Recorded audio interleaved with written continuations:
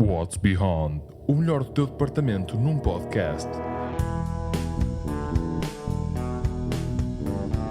Aqui convidamos alunos, investigadores e professores numa conversa informal sobre física e muito mais.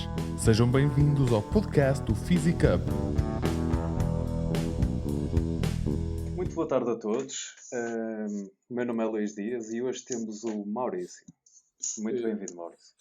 Obrigado, Luís. É um prazer estar aqui e estou interessado e curioso sobre como é que isto vai ser. Esperemos que corra bem, não é? O Maurício é um aluno de doutoramento e, Maurício, eu gostava de saber como é que tu decidiste entrar na Faculdade de Ciências, mais concretamente em Física. Como é que decidiste escolher vir para Física? Opa, como tu sabes, na escola básica e no secundário, uma pessoa só começa a ter física lá para o 11º ano. Até aí tens química, tens umas experiências no laboratório em que atiras umas bolas ao ar, mas não tens nada de mais que seja física mesmo. Sim. Basicamente só se estuda química. Portanto, para ser honesto, o que eu queria, antes de saber sequer o que era a física, era estudar química. Portanto, pá, é um bocado então estranho. tu não, desde pequenino, tu não tinhas...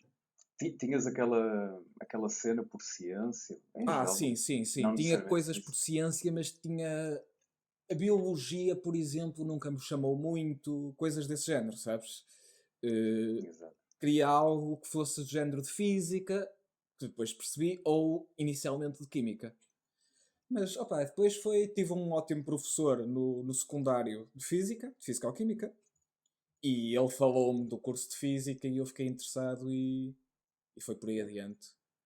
Depois, porque o Porto, tive boas experiências. Eu vinha à Universidade do Porto uma vez na Universidade Júnior, acho que foi no nono ano, e depois até fiz 2 vezes a escola de verão de Física, no 10º e 11º.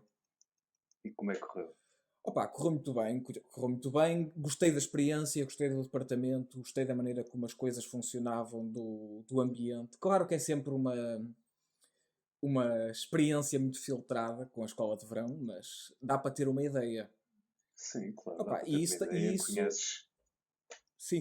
É ali uma semana em que te envolves com pessoas que têm o mesmo gosto que tu, não é? Por física. Exato. E conheces já alguns... Conheceste a partir daí já uns professores? Já conheci o professor Eduardo Castro, que agora está a dar aulas na Faculdade de Ciências, e mais alguns, claro, que por lá andam. Mas, conheces isso, conheces muita gente que, como tu disseste, que gosta de física, mas que vem de sítios muito diferentes de onde tu vens. Ninguém da minha... Não houve, nos anos em que eu fui, ninguém da minha escola que também fosse. Portanto, também és forçado a conhecer pessoas novas, o que é sempre bom. Claro. E conheces o ambiente de uma universidade, que é uma coisa... Quando se vem de fora, uma pessoa não tem muito bem a ideia de como é que é. Sabes? Por isso, exato. A partir desse momento, fiquei virado para a Universidade do Porto. Exato. E looking back agora, tu já estás em doutoramento, looking back no curso, pela tua jornada, não é, no departamento, o que é que tu achaste da licenciatura e do mestrado? E o que é que estás a achar agora do doutoramento? Bem, a licenciatura não vai dar para comparar muito com a experiência que tu ou as pessoas que estão agora inscritas tiveram, porque eu sou de antes da mudança do plano de estudos. Portanto, há cadeiras que desapareceram, há cadeiras que apareceram. Especificamente sobre o que se dava e as cadeiras e a maneira como funcionava era bastante diferente, como tu sabes.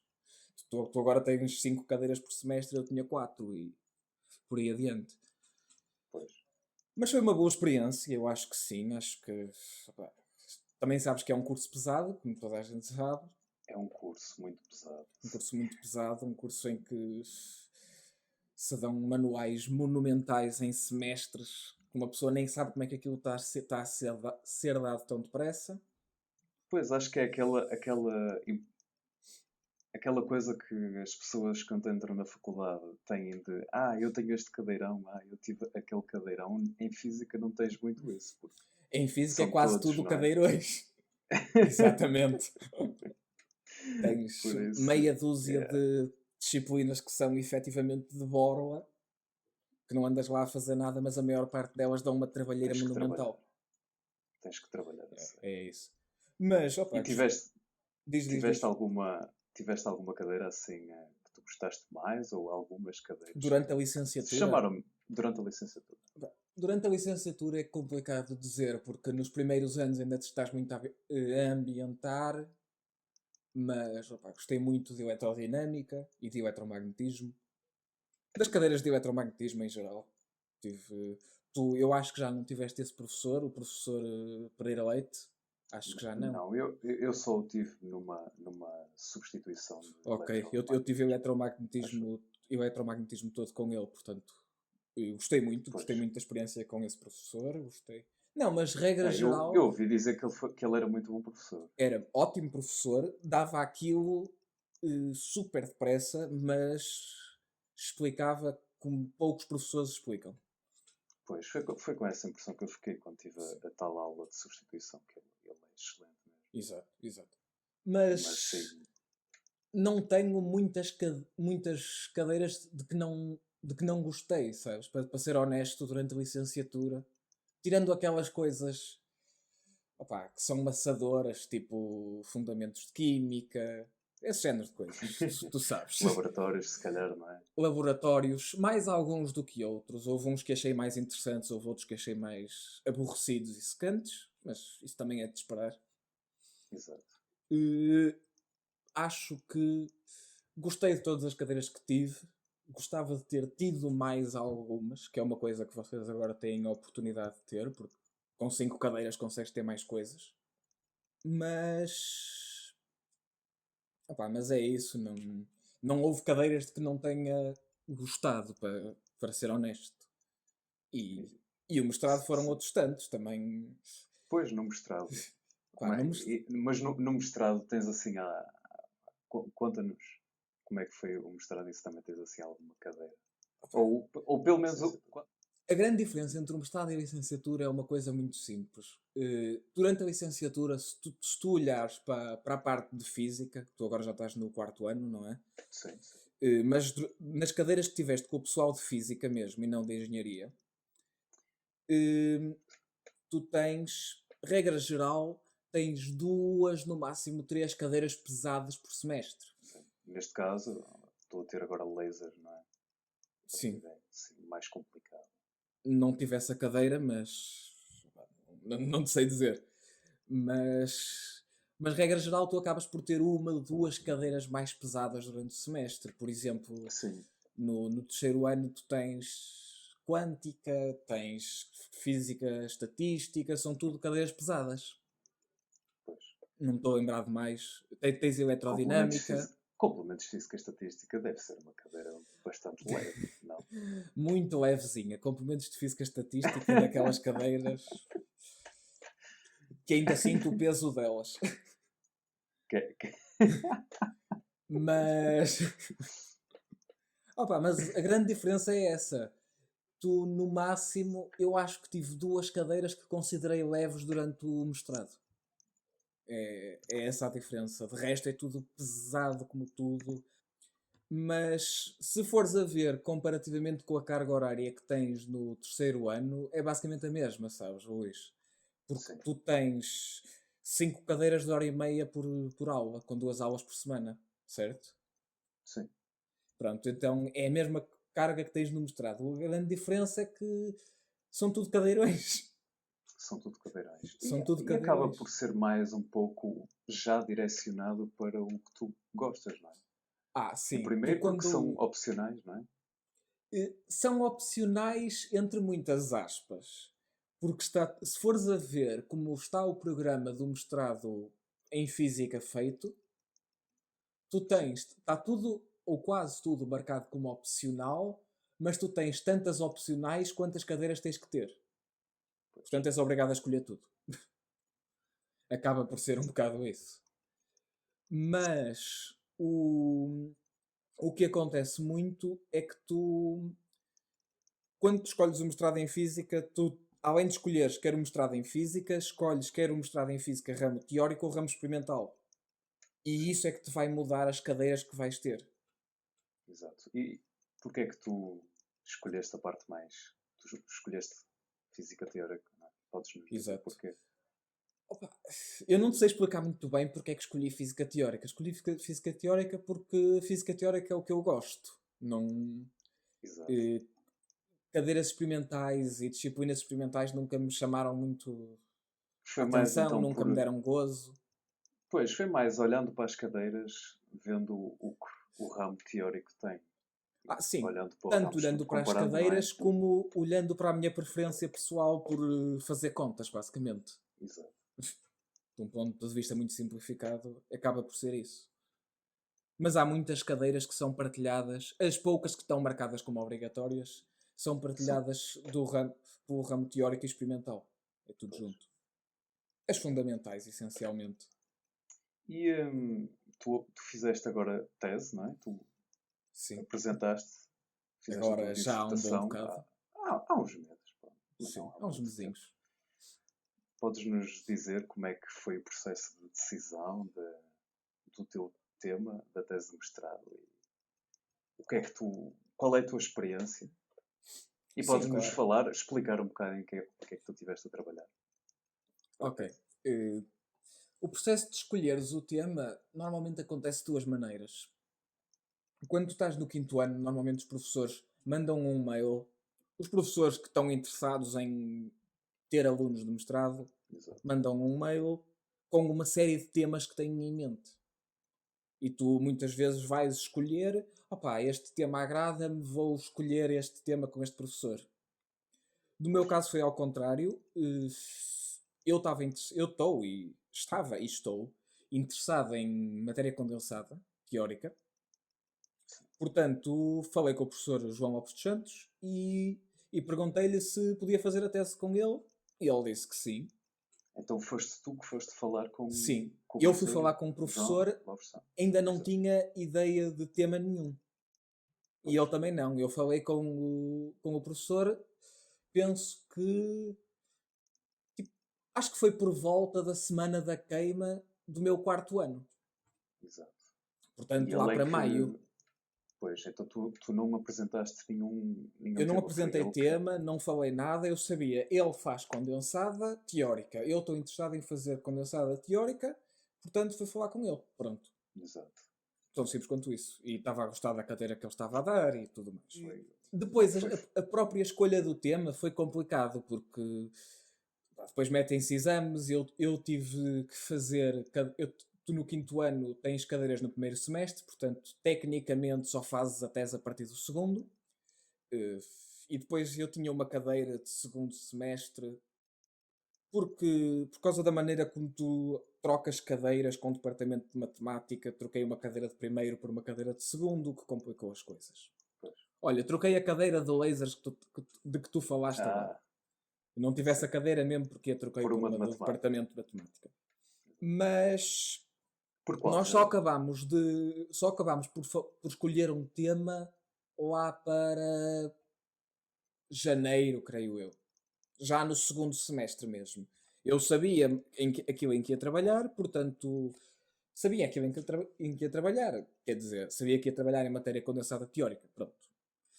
Portanto, fui estudando teses de anos anteriores de matéria condensada. Estudei a tese do Simão, estudei a tese do João Pires, etc. Para me, digamos, enquadrar melhor naquilo que tanto o grupo de matéria condensada do Porto estava a fazer, como aquilo que se estuda nas teses da área. Opa, depois estavas-me a perguntar também qual é o tema. O tema inicial foi... Já ouviste falar de grafeno, obviamente. Sim, sim. No já nosso departamento é difícil. Sim, é muito difícil não ouvir falar de grafeno no nosso departamento. Mas também já deves ter ouvido falar de Twisted Bilayer. Sim, sim. Em que sobrepões duas camadas de grafeno, rodas uma num ângulo e vês o que é que acontece. Exato. Sim. A ideia é que quando escolhemos o tema, quando surgiu a ideia era estudar o Twisted Bilayer em ângulos baixos de rotação, olhando para as regiões em que, se pensares nas duas camadas de grafeno, como sabes, tens o sublátice A e o sublátice B, Sim. em que, se olhares para as duas camadas de grafeno, tu queres estudar, nós queríamos estudar, ou melhor, as regiões em que os átomos mais próximos verticalmente entre as duas camadas pertencem à mesma subrede. Queríamos estudar essa região. E depois, Mas e então diz, a diz, mesma diz. subrede vertical, não é? Vertical. Exato. Só que o que é que acontece? E era esse o interesse, porque na altura, depois vieram a sair uns artigos na Physical Review Letters e etc. que confirmaram essa ideia, mas a ideia era que as propriedades do material estavam, ou melhor, eram controladas pelas regiões em que chamemos-lhe o stacking vertical era entre átomos da mesma subrede. Isto depois veio-se a verificar numas revistas, nuns artigos que saíram na Physical Review Letters e etc. Portanto, o que é que nós queríamos ver? Queríamos arranjar uma maneira de estudar essas regiões e de estudar o espectro, ou seja, os níveis de energia dessas regiões, mas queríamos usar um método de contínuo, ou seja, dizer que tens muitos átomos, vamos estudar isto como ondas planas. Pois. Está no espaço de capa, sem olhar para o modelo de tight binding subjacente. Exato. O que é que te acontece? Se tu fores ver essas regiões, se fizeres um desenho mesmo de twisted bilayer, as regiões em que tens stacking de átomos idênticos são hexágonos. Sim. E daí veio um problema, que é como é que tu resolves uma equação diferencial num hexágono? Quando impões as condições de fronteira num hexágono. Porque tu já tiveste mecânica quântica e fizeste o posto de potencial infinito, tanto 1D como 2D quadrado. Nunca olhaste para o posto de potencial nenhum mais do que quadrado. Não. Bem, mas como tu sabes, o quadrado é trivial, aquilo faz separação de variáveis e é 1D em cada direção. Qual é o problema? Tu não consegues fazer separação de variáveis num hexágono. Ou em qualquer coisa que não seja... ou em qualquer coisa que não possas escrever como um produto de dois intervalos independentes. Pois. Um círculo, podes fazer separação de variáveis em coordenadas polares e está feito, não há nada a dizer. Torna-se um D outra vez. Um retângulo, uma elipse, etc. O problema é que isto não funciona em pentágonos, em hexágonos, em seja lá o que for.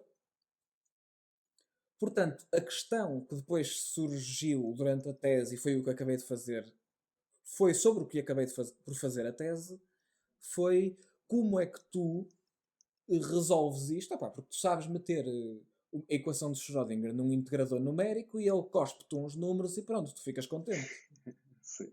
É verdade, mas qual é o problema? Sim. A equação de Schrödinger é básica. Tu metes condições de fronteira de anulamento na fronteira e está feito. Mas há muitos sistemas em que as condições de fronteira não são de anulamento. Isso não te acontece se estiveres a ver a equação de Schrödinger, em que pões um posto de potencial infinito. Mas acontece-te, por exemplo, tu já olhaste para a equação de Dirac, certo? Não tenho a certeza. Acho que não. Pronto, mas a equação de Dirac é... Ou melhor, a equação de Dirac-Weil, neste caso, é o que te estuda o comportamento dos eletrões junto aos pontos de Dirac de grafeno, ou seja, a região de baixa energia. Pois. Como era isso que nós queríamos ver, fomos olhar para essa equação. O problema dessa equação é que tu podes ter condições de fronteira que não são de anulamento, em que não estás a fixar as funções a nenhum valor na fronteira. Se tu não fixas a função a ser zero na fronteira, não podes fazer a integração numérica. Porque a fronteira está livre. Não tens nada que te aprenda. E é essa a questão. Como é que tu resolves um sistema de equações diferenciais quando não podes fazer separação de variáveis e quando as condições de fronteira não te deixam usar integradores numéricos e fugir ao problema? Exato, então foi isso que andaste. E foi isso que andei a fazer. Tive tive com o professor João Lopes dos Santos a desenvolver um método polinomial, ou seja, estamos a fazer uma aproximação como se fosse em série de Taylor, para uma aproximação variacional, para Para conseguir resolver, não é? para conseguir resolver e para conseguir aproximar o espectro do sistema, começando do nível de energia mais baixo e subindo. Opa, só que o problema é que tu chegas e quando estás a tentar fazer uma coisa em que estás a tentar desenvolver um método, primeiro tens que arranjar uma maneira, primeiro tens de ter uma ideia de como é que vai ser esse método. E depois tens que primeiro testar com soluções exatas, porque senão não sabes dizer se os resultados que aquilo está a dar se fazem sentido ou não. E só depois é que te podes pôr a experimentar com os sistemas mais complicados que tu não conheces, a solução, e ver se o método está a funcionar. O que também atrasa bastante. Mas acabou por funcionar e foi bastante interessante. Acabámos por não olhar para Twisted by Layer, infelizmente. Não deu tempo. Não foi possível. Porque quando conseguimos pôr o método realmente a funcionar nos casos mais complicados, já não dava tempo, já não se conseguia, mas o método funciona. Portanto, Será algo que tu irás trabalhar agora em não. doutoramento? Eu troquei eu neste momento já não estou. A Universidade do Porto, nos doutoramentos de Física, tem um programa de parceria com a Universidade de Aveiro e do Minho, como tu sabes. Sim, é O MAPFIS, exatamente. MAPFIS, exato. A mim apeteceu-me ter novas experiências, conhecer novos meios, estudar mais coisas diferentes. Portanto, agora eu estou a fazer doutoramento e estou a ser orientado pelo professor Nuno Pérez na Universidade do Minho.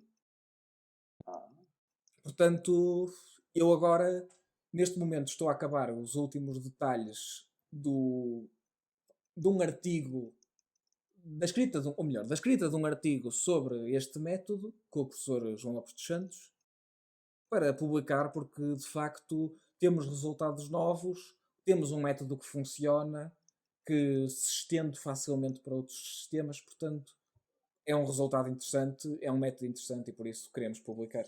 Mas como é que tem sido agora conciliar esse trabalho que estás a ter agora com esta pandemia que nós estamos a viver?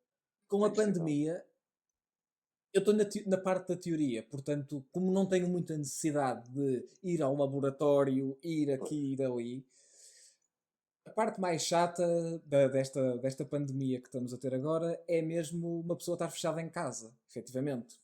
Claro. Porque de resto, em termos de o que tenho andado a fazer, continuo a ter os módulos de doutoramento, as cadeiras, a avaliação, tudo por videoconferências. Tenho net, tenho computador, consigo fazer as minhas contas e continuar a trabalhar. Portanto, não me dificultou assim tanto a vida. Nesse sentido, pois. Exato. Mas também, como todas as cadeiras que tu tens não sei se olhaste para isto, mas no primeiro ano de doutoramento tu tens uma série de módulos que tens de fazer, de cadeiras e coisas assim. Pois, por acaso não tenho muito bem essa ideia. Não, tu tens, pelo menos neste programa tens que escolher 6 módulos de uma lista e ser avaliado a 3. Só que como são tudo coisas que têm muito pouca gente, que és tu que escolhes, tendo em conta aquilo que vais estudar e aquilo que te interessa. E como são sempre coisas com muito pouca gente, acho que o máximo de pessoas que tive, tirando o professor, de uma cadeira, foram 4. Portanto, como é pouca gente, ser por videoconferência ou não ser, não dificulta muito, sabes? Até ajuda porque evita que eu tenha que ir a Braga ter aulas e depois ir a Aveiro ter aulas e depois ir ao Porto ter aulas. Nesse sentido é bom. Nesse sentido ajudou, porque antes da pandemia eu estava a fazer não sei quantos quilómetros por semana para ir a Aveiro e para ir a não sei onde. Pois, porque tens cadeiras numa e noutra, não é? Então, claro. Exato. E antes havia muita coisa que não queriam dar por videoconferência, portanto dificultou tudo isso. E tens Quando- alguma perspectiva do que é que queres que é que vou fazer estudar? agora com o doutoramento e mesmo para o futuro, o que é que queres fazer depois Eh, do doutoramento? sim, opá, depois do doutoramento, eu, eu não penso muito a longo prazo, Luís. Eu gosto de pensar a médio prazo e estar a divagar o que é que eu vou fazer daqui a 4 anos. Não faço a mínima ideia. Não... É daquelas perguntas que às vezes Claro, as pessoas ir me fazendo, fazem. não é? Sim, Ir fazendo e claro. ver-se. Eu percebo a pergunta, mas é daquelas perguntas que se faz e eu fico assim, opá, não sei o que é de responder, porque é uma resposta assim um bocado desconcertante dizer não faço a mínima ideia.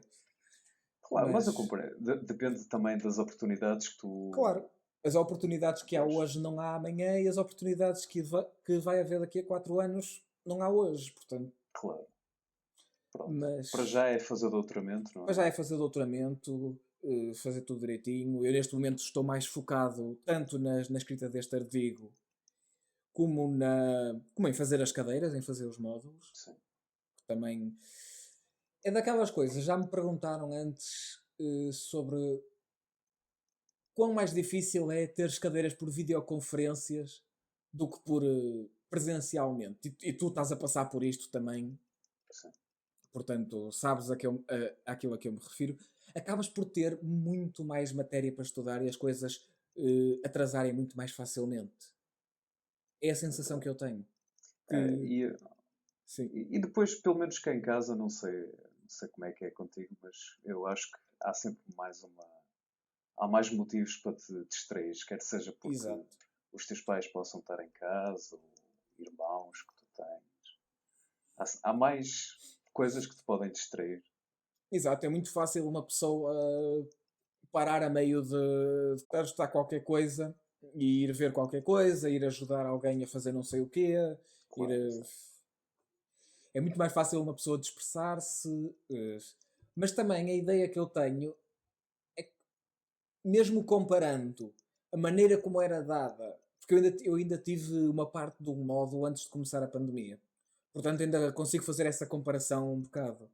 E essa comparação é, opá, eu tenho a sensação de, mesmo dentro dos módulos, as coisas são dadas muito mais depressa e muito mais condensadas por serem por videoconferência. É a ideia que eu tenho. há mais tempo, não é? É Há mais. mais tempo, é mais desbobinar para a chamada e, portanto, é a sensação que eu tenho. Mas de resto não dificultou assim muito, sabes? Não... No início custa uma pessoa a ganhar o ritmo de estou em casa, mas tenho que acordar mais ou menos cedo, porque senão os dias não rendem. Mas fora isso, a partir daí não dificultou assim tanto. É a sensação que tenho. Maurício, agora desviando um pouco o tema, Sim. eu sei que tu és um excelente baixista, tu tens Ui. um grande gosto por música. Podias nos falar um pouco sobre isso? Agradeço Como o é que. elogio, mas. Estou a falar sério. Mas, opá, se gosto, eu já toco baixo há alguns anos. Já comecei, penso que no meu 11º. Mas, opá, mas naqueles primeiros anos da faculdade parei um bom bocado, porque presumo que com guitarra não seja assim por ser um... Eu sei que tu tocas guitarra, Sim. mas que nós até já tocámos juntos Nós várias já vezes. tocamos juntos. Exato. Com guitarra a sensação que eu tenho é que não é bem isto que eu vou descrever, porque é um instrumento em que tens mais o solo, tens mais isso tudo. Mas a sensação que eu tenho é que, como o baixo é um instrumento que é muito, chamemos-lhe o alicerce de uma música, um alicerce de uma banda, Sim. o baixo com Constitui a a parte bateria, rítmica, não é? Por isso. exato. Mesmo tendo alguns detalhes melódicos, a maior parte das vezes tu estás a segurar a música, a meter tudo, a fazer a união entre as guitarras e a bateria. Sim, sim. Portanto, é um instrumento que quando estás a tocar, sentar a tocar com outras pessoas, sentar numa jam, sentar num ensaio, sentar num concerto, rapidamente se torna, não lhe vou chamar chato, mas tu percebes o que eu estou a dizer. Pois, se calhar a motivação A é motivação outra, não vai-se é? um bocado embora porque tu estás a tocar para um MP3, mas que não tens. Estás simplesmente a segurar ali o ritmo e pronto. Não tem a interação, que é uma das coisas que eu acho que me dá mais pica quando estou a tocar. Que dá mais Por isso prazer. também Opa, o que dá mais prazer sempre é é tocar tocar com pessoas. com amigos. Exato. Não há nada como esse. Exatamente. Portanto, como nos primeiros anos não conhecia gente que tocasse, não tinha um grupo que também tocasse várias vezes, acabei por pousar um bocado o baixo e estar vários anos parados. Eu acho que voltei a pegar no baixo no meu quarto ano. Portanto, tive ali 3 4 anos parado, Que foi mais sem... ou menos na altura em que nós começamos a tocar juntos. Não, foi depois, foi depois. Foi depois. Acho que até eu já estava no quinto ano. Pois. Até acho que já estava, por isso também estar a fazer a tese também dificultou isso tudo. Claro. Dificulta isso tudo. Não é fácil. Como é que tu tentas conciliar isso? Porque eu falando por mim, eu não acho muito fácil conciliar estudar música, estudar o teu instrumento, estar na faculdade. Como é que tu Opa, fazes isso? o que não é o que dificulta. A parte mais difícil é mesmo tu perceberes tanto os limites e as linhas que escolhes, como opa, eu pegar no baixo agora e passar 20 minutos a praticar umas escalas, a praticar uma música que já conheço, não me, não me gasta muito tempo, não interrompe muito o trabalho. Pois. Mas se for aprender uma música complicada, a praticar assim, coisas mais complicadas, aprender músicas desde o início gasta muito tempo, como tu sabes. Sim. Principalmente Sem quando são dúvida. músicas de bandas que tu não costumas tocar, portanto o feel não está lá. Isso é que te gasta imenso tempo e cansa mentalmente, dificulta o. Estou a fazer a tese e estou a praticar e agora interromper uma coisa para fazer a outra complica. Principalmente quando Opa, tens que aprender uma música até quinta-feira, até isso. sabes? Opa, e depois, Aí, depois de um dia longo de trabalho, chegar a casa, depois de jantar, e para aí às 8 ou 9, e despegar ui, no baixo, no teu tu não consegues caso. pegar no baixo às 8 ou 9. Opa, depende como regulares o tempo. Eu toco à noite. Opa, E eu não mas consigo por uma razão. Tu no baixo tu tens que aumentar bastante mais o volume para conseguires começar a tirar som do instrumento. sim. E Portanto, depois o baixo passa, rapidamente passa as paredes todas. passa as paredes todas e passa ao chão e passa ao teto e passa tudo. Portanto, É o grande problema do baixo. desses instrumentos graves. Exato. Opa, mas O que tocar, também dificulta muito que tu acabas por sair da faculdade às 7h30, 8, chegas a casa às 8h30, claro, 9 cansado. e. Às vezes é difícil. Eu também sinto isso, que é um bocado. Especialmente quando tu tens que ou compor ou aprender uma música até Sim, sim. um dia específico. Não é fácil. É preciso ter. Pá, se quiseres manter as duas coisas, é preciso ter um Exato. esforço. É Um preciso ter esforço uma imenso. dedicação muito grande para. E uma delas sofre sempre. Na minha experiência, uma delas sofre sempre. Uma delas sofre sempre, obviamente. E o que sofre, não é? O baixo ou a guitarra, não é? Exato. Sofre sempre porque tu decidiste estudar física, não é? Sim. Comprometeste, tem que tirar E o curso. instrumento musical é Obviamente um que é hobby. isso. O instrumento é um hobby. Exato. Não é nada Portanto, fácil. Mas é muito. Pelo menos eu acho que compensa muito tu teres aquele bocadinho todos os dias. sim, Ou se não for definitivamente. todos os dias, mas regularmente tu vais. Eh, Tu pegas no instrumento e Concordo. desligas-te totalmente da. Concordo completamente. Deixas relaxar a cabeça, parar de pensar. Eu nem Praticar uma não sei coisa como é que tu qualquer. fazes, mas eu nem estou atento a chats, nem nada, nem internet. Eu é só mesmo. Onde Não, pega e tá. eu costumo ligar o PC ao amplificador por um cabo e pá, pratico a música como metrónomo, pratico coisas como metrónomo e não presto atenção a mais nada, só se o telefone começar a tocar aos berros é que olho para ele. Não, porque senão uma Pá, pessoa não está concentrada. claro, não está concentrado. E praticar baixo um instrumento. É como estar a estudar, tens que estar focado, não Sim, é? Se queres sim. realmente Começar devagarinho aprender e queres e. começar devagar, tens que estar focado. Não Claro, podes distrair. Opa, obviamente. Maurício, eu tenho uma questão. Nós já discutimos isto algumas vezes, mas nós acabamos sempre por deixar ao alto a questão. Porquê é que o baixo é um instrumento muito melhor que a guitarra? Explica-me lá. Isso é aquela discussão que nós já tivemos 1 milhão de vezes. E fica sempre em aberta a questão. Exato. Nunca chegamos a uma conclusão.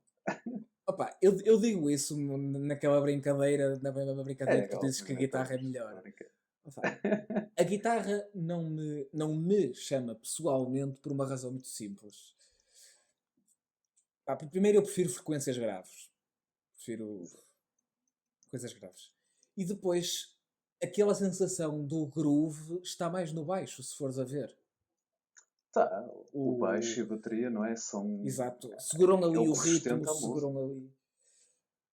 Digamos que Continuas. a alma da música está nesses Sim. dois instrumentos. Não é? Portanto, quando eu digo que baixo é melhor que guitarra é na brincadeira, mas eh, acho que mais facilmente tens uma banda, tens um conjunto sem guitarra do que sem baixo.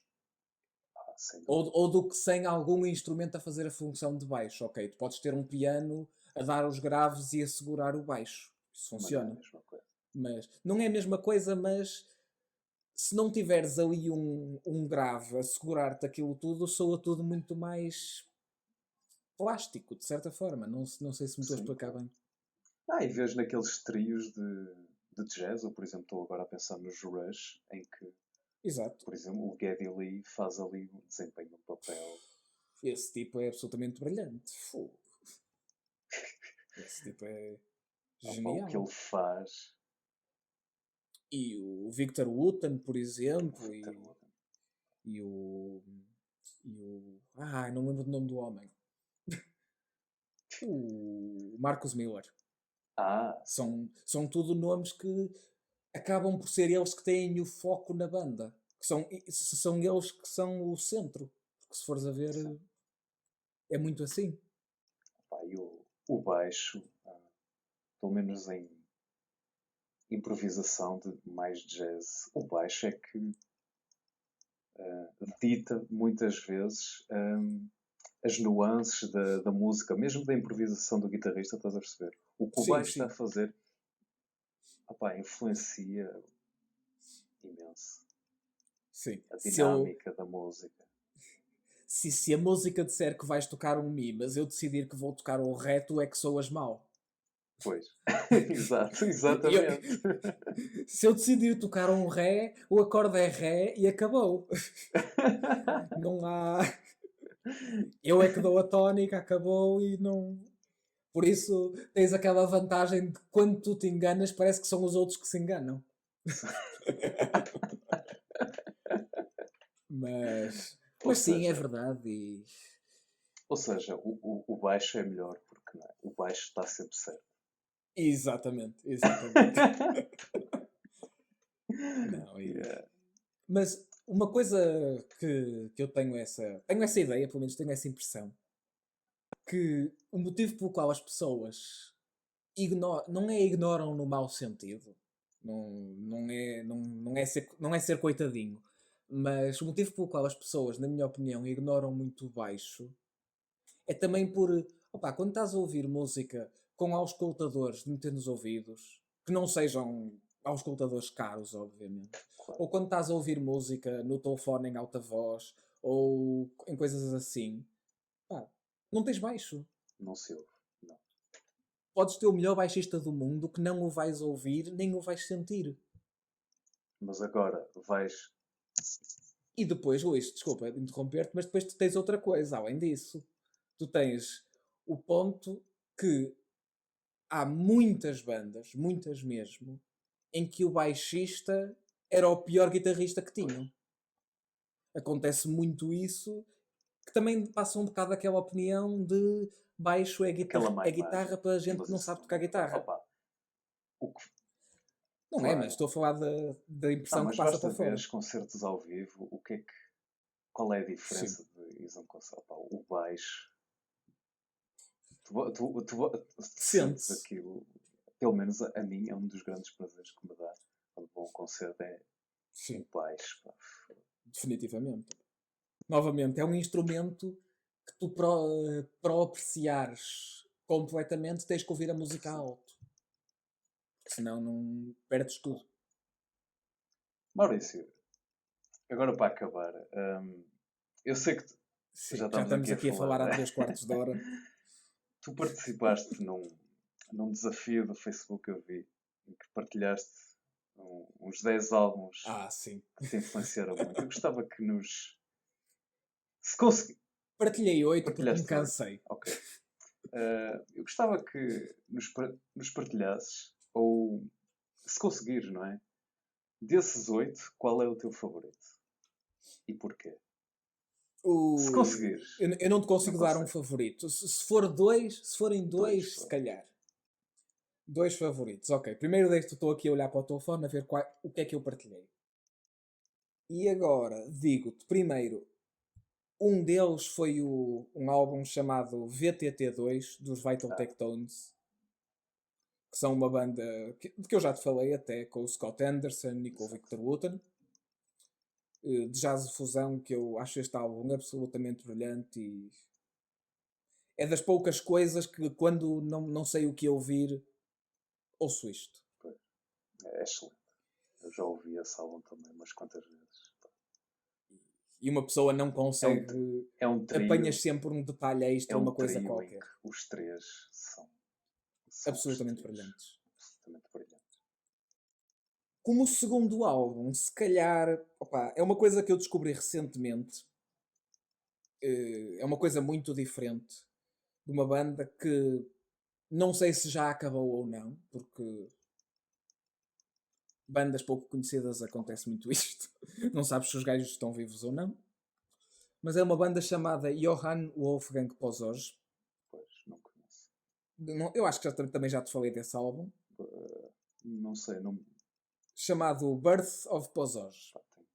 Tenho que ouvir então, não conheço. Opa, é uma coisa mais. É mais black metal. Eu sei que é uma coisa que tu não achas muita piada, mas é uma coisa mais ambiente. Mais uma música ambiente, mais. Que tu ouves calmamente e ouves a música a crescer durante 3/4 de hora para chegar ao clímax de cada uma das músicas. Portanto, eu escolheria esses dois, honestamente. Destes 10, que na verdade foram 8, porque perdi a paciência. E pronto, com isto nos despedimos do Maurício. Foi um prazer, Maurício. Obrigado, outra vez. E foi um prazer e estou ansioso por ouvir os próximos podcasts que o núcleo do Departamento de Física vai lançar.